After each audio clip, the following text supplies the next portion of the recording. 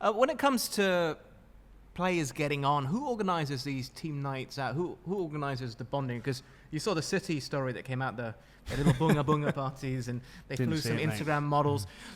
Well, I'll send you a link later. Whoever organised that wants shooting.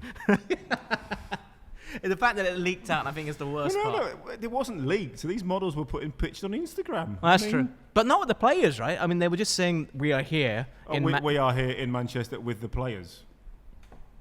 I mean, who organises these things? How stupid have you got to be? I don't know. I don't know. I don't get that.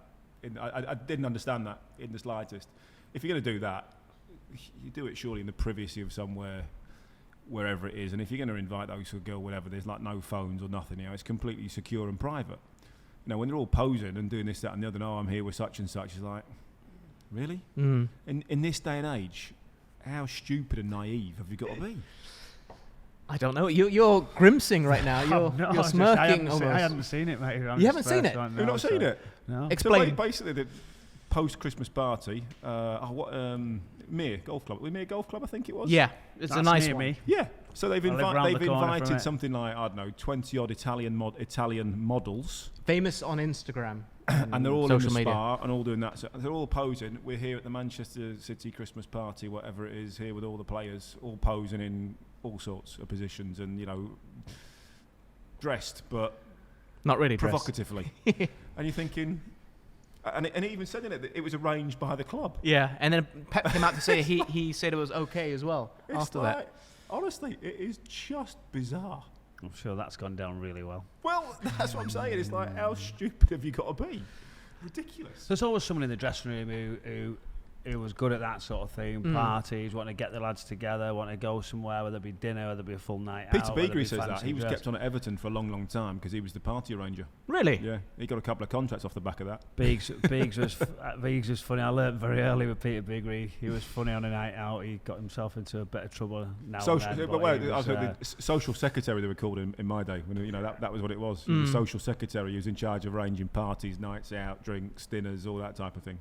I was a young player at Man City when he was there and just coming through and seen him firsthand. And there was one or two nights which he got himself into a bit of a trouble. He thought it'd be all right, police around and all that sort of thing. But he's not changed.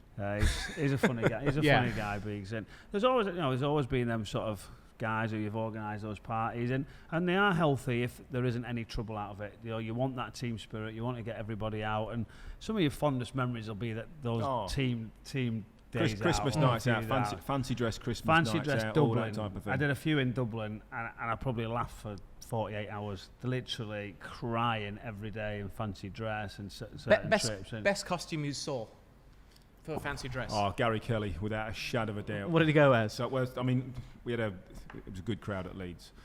But I think the first year, I think we did Army one year, just after 9/11, not the brightest idea on the planet. We did Punk Rockers one year, which is quite interesting. But I think Cowboys and Indians. So I mean, it's easy, innit? It's like check shirt, hat on, done. Okay. Pair of jeans, sorted. Gary Kelly turned up as a full Indian squaw. Had shaved his head, so had a proper mohawk, but not a pretend one. Mm-hmm. Had shaved, and just left the middle bit. And again, this was 2000-ish. It was, had the full outfit, had an axe, had a bow and arrow, sort of the moccasin type shoes, and was running down the hedgerow in Leeds, like sort of jumping over cars and all sorts. Lunatic, isn't it? Yeah. He's a lunatic, though. You're thinking some effort gone into the Christmas party. It was just absolutely brilliant. The fancy dress things now are so good, aren't they? That you can get them online. It's so much better than it was. You had to be really creative a few years ago. But they're just great days, and they're getting less and less because of that media attention, because of the trouble. That is a one thing that I would say. Your team bonding days is not. Well, ours used to be in Leeds. We'd go to a bar in Leeds and we'd start there, and then you go to the next bar and you knew it. And we had a couple of security guys with us. Yeah, but imagine now the dancing on the tables. But even towards the end of those times at Leeds, and even at Man City. So after that, the nights we had out were private. There were private rooms. The nightclub would be closed. Effectively, everything in there would be controlled, so the security guys would know who's coming in, who's coming out. There was no sort of, you had to be invited in. There was no general public around because everyone was scared that something would get out. And players do need to cut loose from time to time, and I think they need downtime. They need to be able to act stupidly. Sing a stupid song, fall off a chair, or whatever it might be. Trip up drunk. It's just being human. It's life. But because of you have to do that now, maybe in a more private environment. In like a house, someone's home. Well, yeah, exactly, a house party, rather than going out and doing it, in a normal bar in town. A lot of them are just cancelled. A lot of them are cancelled now. Yeah. The managers say, "Listen, we've had a few bad results, can't do it," and it's probably the only workplace that you can't. You've had a bad run of results. You can't go and actually have a Christmas party. So what was the best costume you saw? You haven't answered yet. There's just tons of costumes. I just think I really enjoyed the fancy dress Sundays, totally random in Dublin. I thought that was funny. All day, different outfits, Mr. Blobby and stuff like that. Mr. Blobby. No, they were all brilliant. I think it was just it's a good place that as well. That they'll let you do what you want. They'll in the pubs. They actually have a little bit of sort of understanding. They say, right, we know you're going to behave a bit stupid, and away you go. So yeah, it is missed. I don't think the top end now they can do it like they were. And obviously you're saying there's private parties now, which is more difficult for them. Well, if you're of a certain age, you might be married, so you completely understand this next question, because if I was a footballer now and I'm married, I would have to get permission from my wife probably. Yeah, I don't care if I'm whipped. To be fair, you have to be permission to sneeze. That's true as well. But I think I'm not the only one out there. Did you have to ever lie to your significant other, or did you see teammates do that? Oh, teammates, definitely. I know.